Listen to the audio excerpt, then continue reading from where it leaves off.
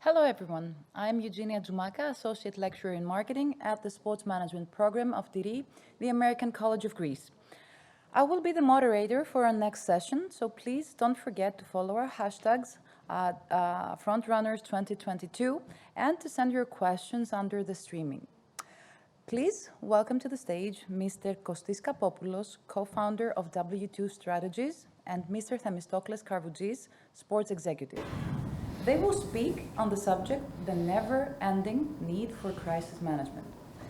Mr. Kapopoulos, Mr. Karvountzis, the floor is yours. We can start with Thank you.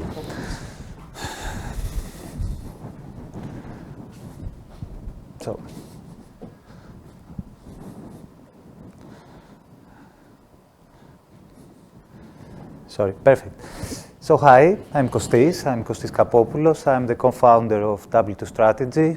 W2 Strategy, it's a PR agency, let's say, with a focus on crisis management and on tourism. So we have both subjects for today's speech, for today's presentation.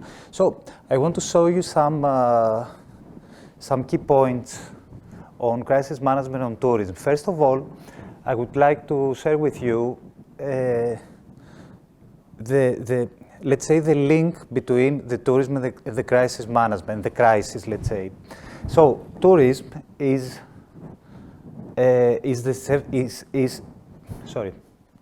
tourism is a sector like other sectors that it's a marketing, let's say it's a marketing product. Tourism is a marketing product. That means that we choose tourism products because of their image. So image and reputation, it's, let's say, the most important thing on tourism. We don't have a tangible product, so image and reputation should be and are the most important, the most crucial things. So the problem is that we have, the problem on tourism is that we have to face all negative impact on our image. That means that we have to handle our reputation. So I call crisis management in tourism has a, let's say, a reputation paradox. What is a reputation paradox? Let's think on all the actions that we take to promote our reputation, to promote our image. And let's think on all actions we take to protect and preserve our reputation. Either we talk to destination, either to hotel businesses, we have some action that we take to promote our reputation. For example, branding, media, social media, events, activations, campaigns, influencers campaigns, digital ads. The major question is what we do to protect our reputation, to protect our image. The answer is nothing. If you can see, we spend a lot of resources, we spend a lot of human resources to promote our reputation, but at the same time, we do almost nothing to protect our reputation. After an event, after a crisis, we retake the same actions, media, campaigns, social media, ads. So we spend again a big amount of resources, human resources and budget, just to re-promote our reputation. So that's the problem. The problem is that that we don't take actions before the crisis, before an issue, that we don't have a proactive plan to protect our reputation. So what are the issues and crises today on tourism? We have bad reputation for destination and businesses.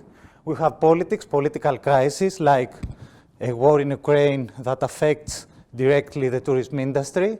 We have natural disasters that some years ago we had a natural disaster in the Pacific. So we had a big affection on tourism industry.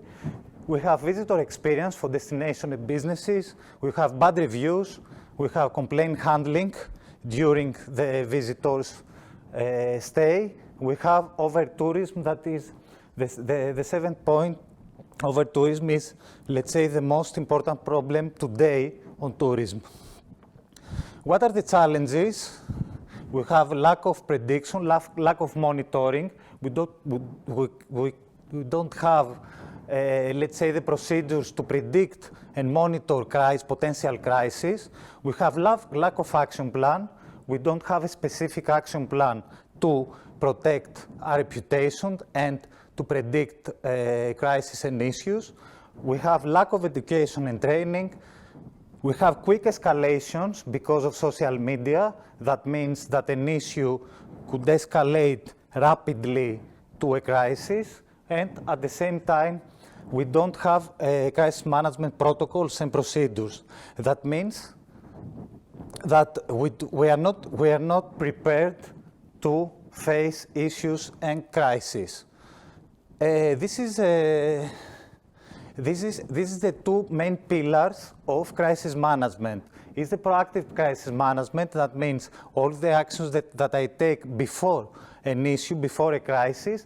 And then this is the second pillar is the reactive crisis management, what I have to do after a crisis, after an issue. So, as you can see, before a crisis, before an issue, I can predict, I can be prepared, and at the same time, I could have an action plan to have a specific action, to design specific actions that I should implement in case of crisis. When I have after the crisis, let's say that between pillars is a crisis, I have reactively to do a damage control. That means that I have a real problem on my business, a real problem on my destination. So the only thing I could do is to minimize the damage. And then to create an action plan to restore my reputation. So as you can see, the main problem in crisis management on tourism is that before crisis, I have a lot of things to do, but in 99% of the cases, I'm not prepared.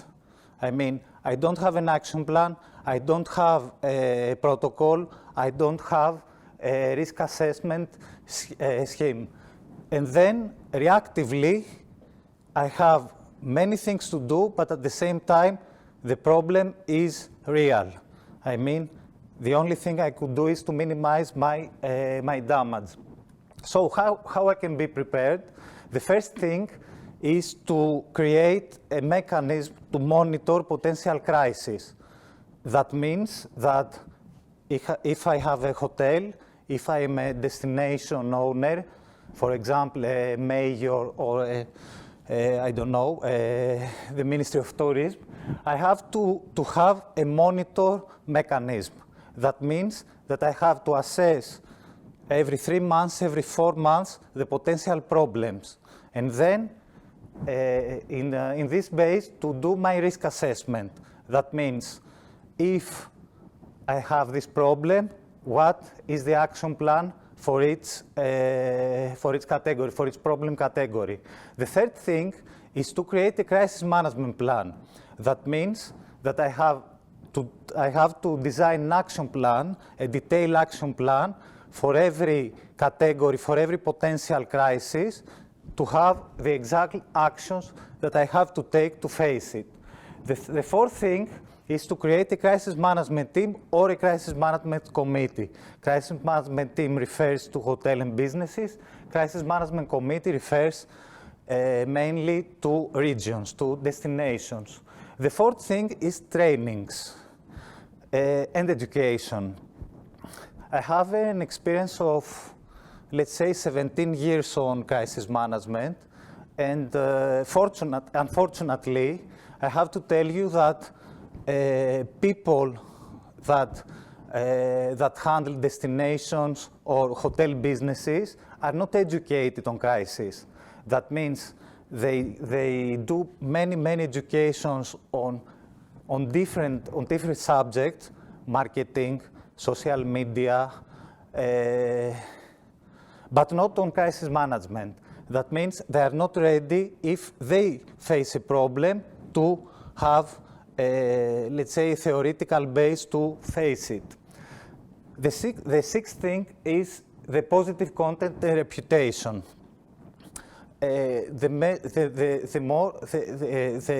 The most viable strategy to face crisis proactively is to create positive content during whole year.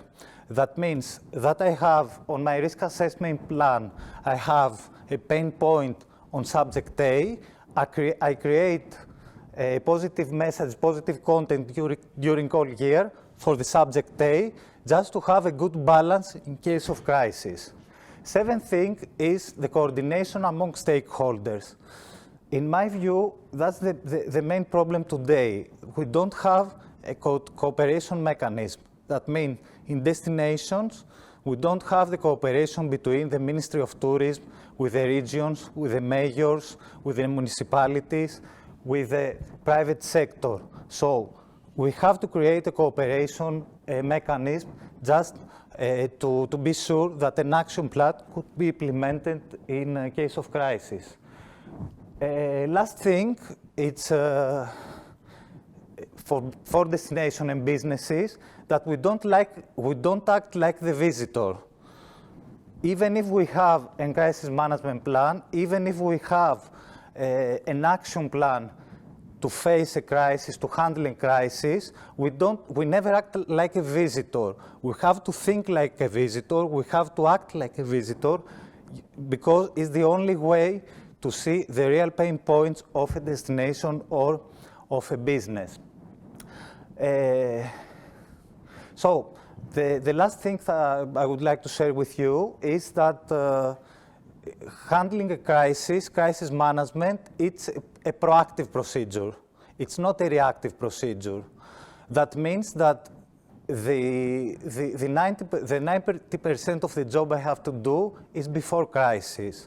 So the main thing is to proactively predicting a future crisis, so to have a mechanism to predict and to assess crisis, to develop and implement prevention measures, to have an action plan, a specific action plan, and lastly, have accurate steps in case of crisis, just to know exactly how to react. So that's my first, let's say,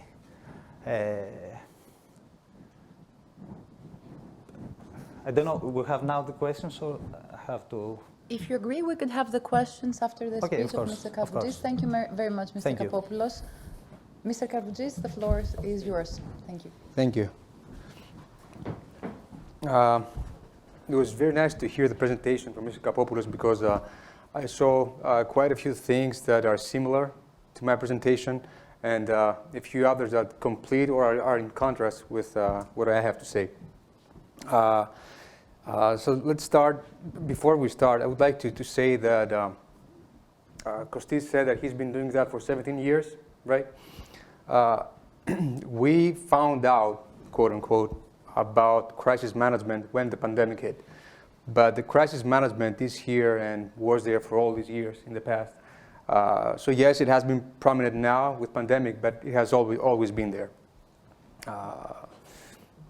So these are two very good definitions I found for crisis. It's a time of intense difficulty or danger, but it's a time when a difficult or important decision must be made. Here I would like to say that there are three key elements in a crisis management. First of all is a threat for a business, but at the same time can be an opportunity. Two, it has the element of surprise. You never know when it's going to hit. And the third one, it needs to have a very short decision and reaction time.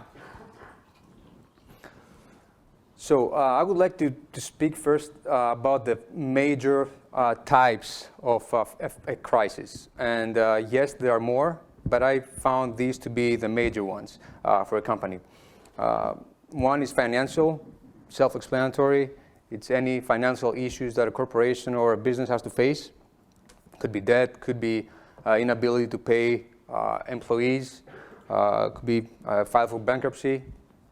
The second one is personnel, and what this is employees or other people who are close to the company are involved with some illegal or unethical conduct, and this can happen both in the workplace environment but also in the personal life of these people. For example, it can be a statement from a company CEO about discrimination or other issues like that.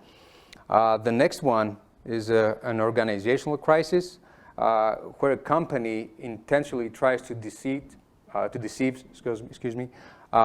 the customers or even the employees. For example, it can withhold some major information about the product or a service, or even exploiting its customers. The next one is technological. We live in an era where technology is number one, and it's plays a major role in our lives and our businesses. So any breakdown in a scientific or technological tool can have a huge impact on a business, both financially, but also in the reputation. So think what happened in 2020 with Google, with the outage in some of their products, and also what happened last year with Instagram, which was out for quite a few times, and all the problems that this created. And of course, natural disasters, natural crisis, pandemic is number one. Can be floods, can be fires, tornadoes that can create severe problems to a corporation. So this is my own opinion about the crisis management in sports. I find that the sports industry is much more vulnerable to a crisis than most of other businesses and industries. And why is that?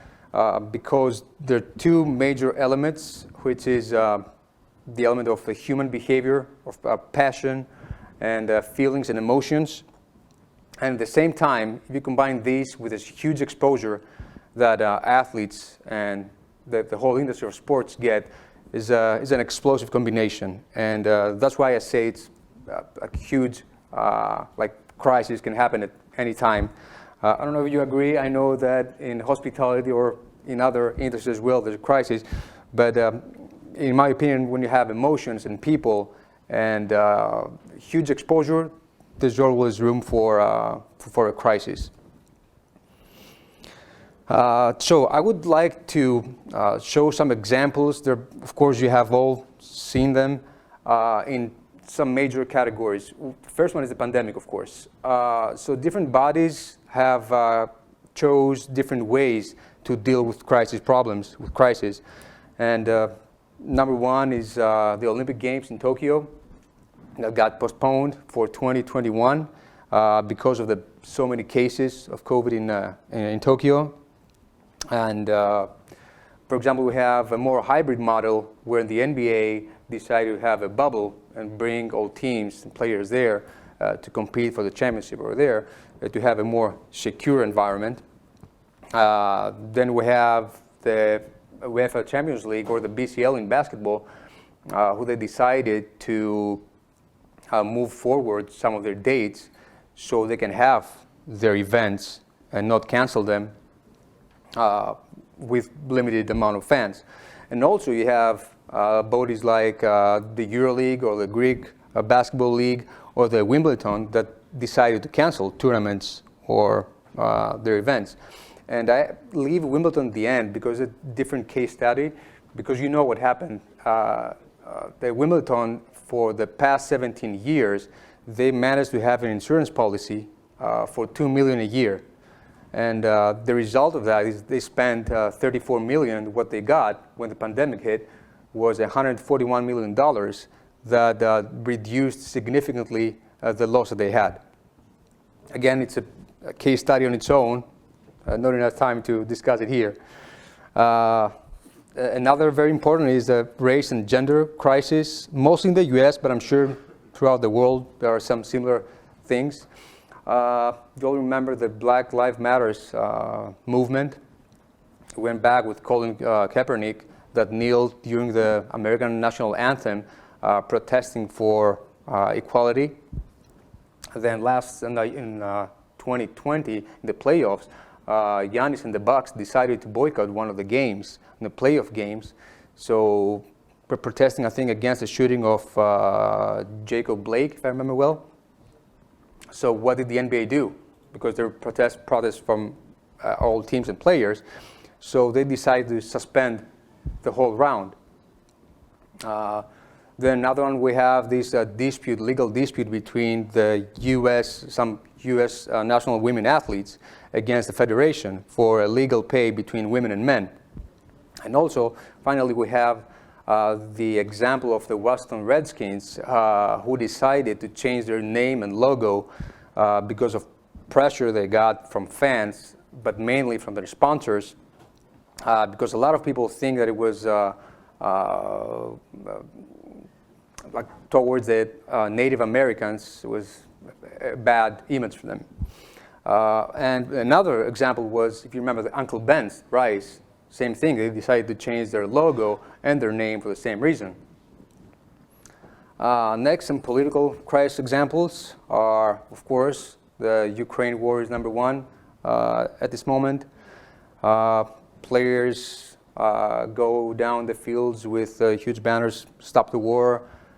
We have players and teams got expelled from organizations, from the UEFA, from Champions League. So a huge impact from the war.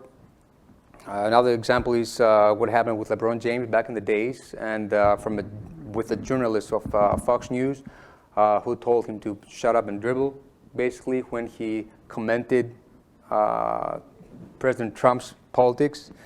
And of course, this starts in 1968 when these two African-American athletes protested for equal rights.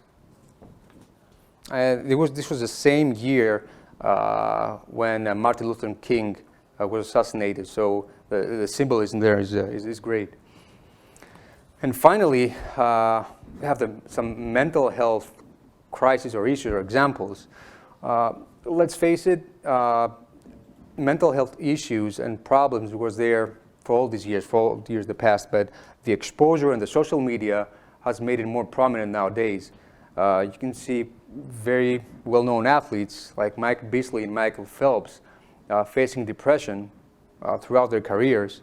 You have Naomi Osaka withdrawing from the Roland Garros in 2021, and Simone Biles withdrawing from the Olympics finals in the gymnastics in the Tokyo Olympics. And all of that is because of some health issues they have to face. We all think that athletes, they get paid a lot, everything is nice in their lives, but it's not about it. They spend so much time in the primary years, like until they're 18, 20 years old, like investing in them. Like some skip school, some go to school and work, and some go to school and go to practice. So what they go through is something that we have no idea. So what do you do when a crisis comes along? First of all, you identify the risk and all the hazards. Then you assess the impact, all these risks, and you measure them. And according to that, you choose your strategy in the most cost-effective way. Then you try to implement the strategy by monitoring every single step you take. And of course, what you want to do is, at one point, recover. So this list, I saw it was reversed in your presentation, but I find it very interesting. Yes, there are a few things you can do proactively, like identify the major risks in your industry, form a risk team, which is very important. And I'm sure that it's different in different industries. But yeah, you do have to have a very good risk team in order to be able to act right away. And of course, monitor the threat environment constantly. So the key element when you have a crisis is time. You have to do things very fast, act very fast. You have to communicate facts, not hide anything, be transparent. You have to own your mistakes. Like, mistakes are made by everybody, personal and in businesses. So what you have to do is just embrace them and learn from them. Also be agile and adaptable, and sometimes you do have to change your strategy, you do have to change your goal if something goes bad. And of course, as I said before, you have to monitor the progress throughout the steps.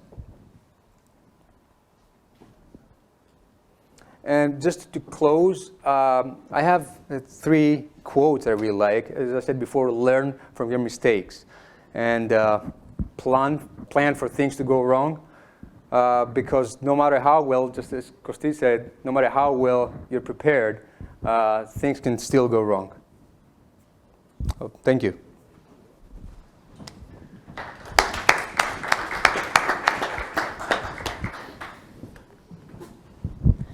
Thank you both so much. We have some questions from the audience. I will start with Mr. Karvountzis. With sports becoming increasingly political, do you think that this is a factor that creates more severe crisis for the sports industry overall? Well, as we saw before, politics played a huge role throughout the years in the past. Now the exposure is much bigger because of social media, but if you ask me, it's not a crisis whether an athlete will speak or not.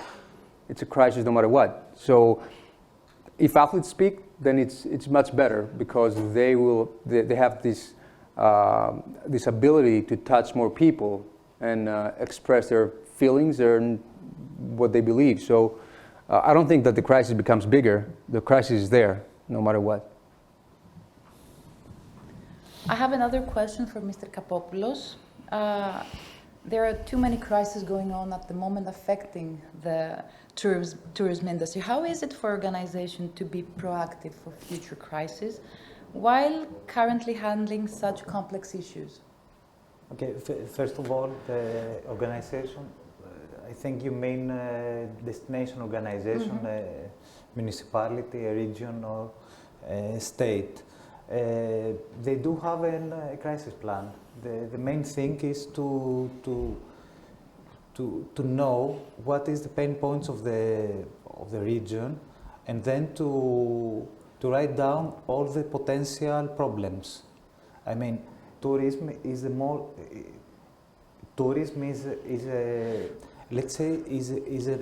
an organization, and a live organization. Every year we have different cases.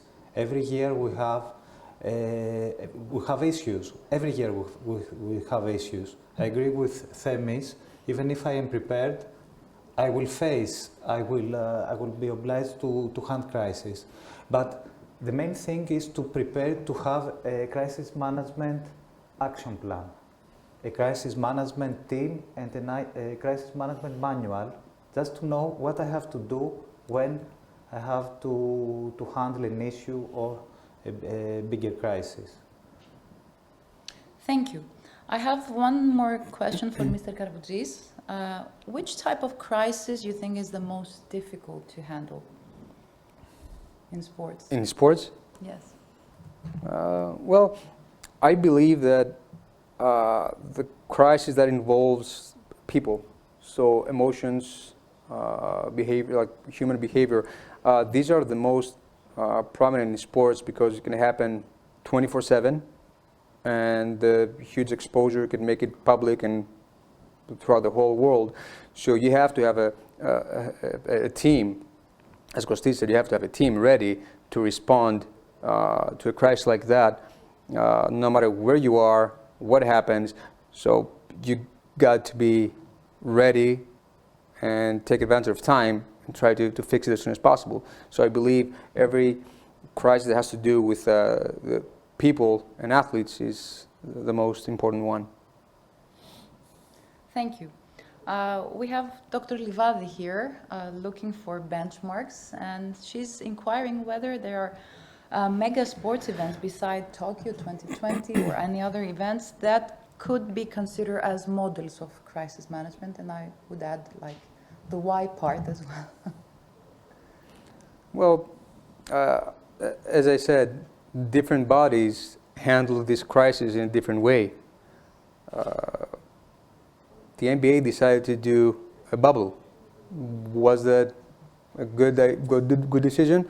Yes, it was, because if you see financially, it saved them a lot of dollars because the sponsors were there. If they had been withdrawn from it, then there would have been a much bigger loss. So the BCL, they decided to postpone it. The Champions League, they decided to move it forward. If you ask me, maybe cancellation is not the ideal, but you never know what's going on inside a business, inside a corporation. You don't know the financial, you don't know all the data. So in most cases, every decision is justified by the internal process of a company. As a moderator, I think that I am entitled to one question, Mr. Kapopoulos. I would like to ask, which are the challenges in setting up a cooperation mechanism? You specifically referred to this in the tourism industry. Which do you consider as the, let's say, major challenges? I assume that there are many. The major challenge in destinations is that we don't have the, let's say, the cooperation culture. I mean, we have the silos culture. The ministry is the ministry, the region is the region, the private sector is the private sector. Unfortunately, crisis management in tourism is linked to different aspects of the tourism industry. I mean, we do had a crisis in Santorini some years ago with the electricity blackout. So in that crisis, we have the visitors that they face a real problem, and at the same time, we have the hotelier that should handle the crisis vis-à-vis his visitors, the mayor, the municipality, the Ministry of Tourism, and the region. We don't have the cooperation culture, so that's the main problem. It's not a Greek problem. The main problem in destination crisis management is the cooperation between different parts. Thank you very much. One more question.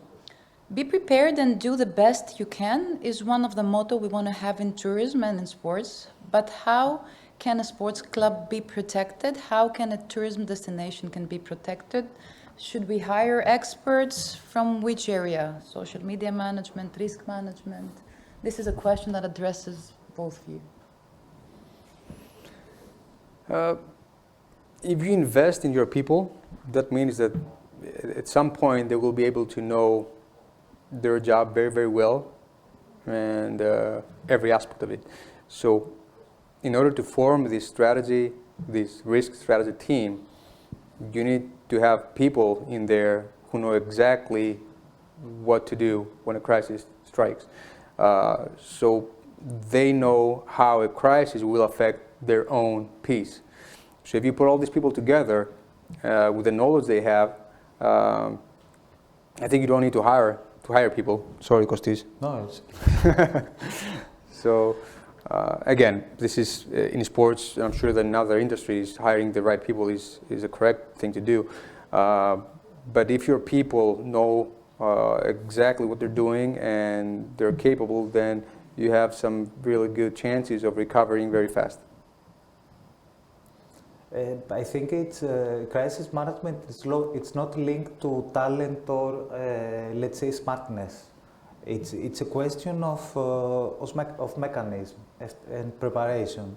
So I don't know if they should have a specialist, but in any case they should face crisis, potential crisis, as a major subject of their business. I mean, if we see in a hotel, they do have, I don't know, 50 people working on the hotel, but we don't have a responsible and owner for crisis. So I don't think that it's a big difference from 50 to 51, but it's not something that we should pay for it, but it's something that we should be educated for it and prepared. I think the major thing is education and training. Let me check if we have any other questions. For our audience here and for those of you watching us, you can use the stream under the chat. We don't have any other question. Thank you, Mr. Kapopoulos. Thank you, Mr. Karvountzis. Thank you. And thank you all for watching and attending the speech.